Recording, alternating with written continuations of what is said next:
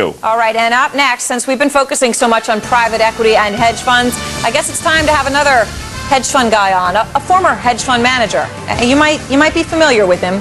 He's curly-haired. He's sometimes a stock genius, and he is next.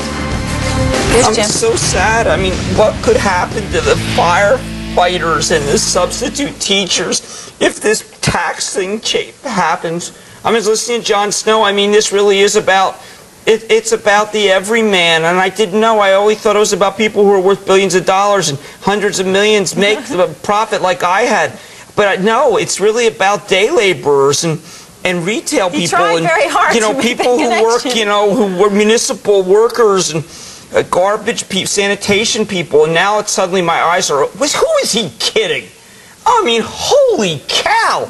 Look. The issue is you take ordinary income and you turn it into capital gains. That's why it's always been a great game. It's been fabulous. We all know it. That's why we went into it. They all know that it's a and we didn't do it for the nurses and the firefighters, and we didn't do it for the teachers. And anybody who thinks we did really ought to be ashamed of themselves. Ashamed of yourself for coming with it. Look, the truth is, it's a business that makes a lot of money.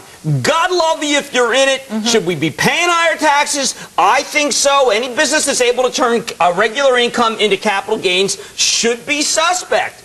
I do not feel bad about Steve Schwartzman and the $7 billion he has. You know, Lord help me. But Lennon, and I don't mean John, said if the rich are unhappy, it's their own fault. Right. Jon Snow, take that. And I want to make it clear here when they try to make this link of that it's going to discourage investment. Oh, it's not God, I mean, another anything, facetious argument. If anything, if I have to pay more tax on it, I'm going to make more and better investments to make the same amount of money. I'm going to work harder. That would be the logic, right? Look, I mean, the government has always discouraged any system that turns capital gains, ordinary income into capital gains. I mean, Reagan discouraged it in the 80s. I mean, this is not some revelation that I have here. And Reagan was anti-tax.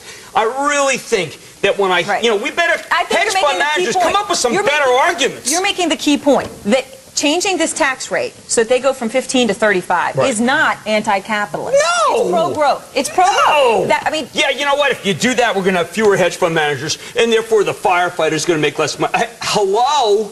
I mean, you know, this is not like, you know, he is no Mother Teresa. He ain't no Bishop Tutu. Okay? This is not hallowed ground. And we are not talking about the Central States Teamsters Pension Fund, for heaven's sake. I know someone, though, who compares themselves to Gandhi and Mother Teresa and Tutu, Cramer. and that would be... But, you know, honestly, I mean, I find it painful and disingenuous, and what the heck is that? And I genuinely have to believe that our viewers, who happen to be very smart people, are just saying, you got to be kidding me.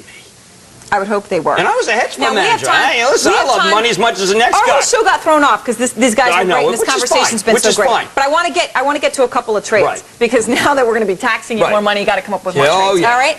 And those firefighters and those teachers. Tell me. Oh, sorry, I thought it was a handkerchief. All right. You were just crying dollars and you getting ready all Hades. Look, I gotta tell you, I mean, you know, he was all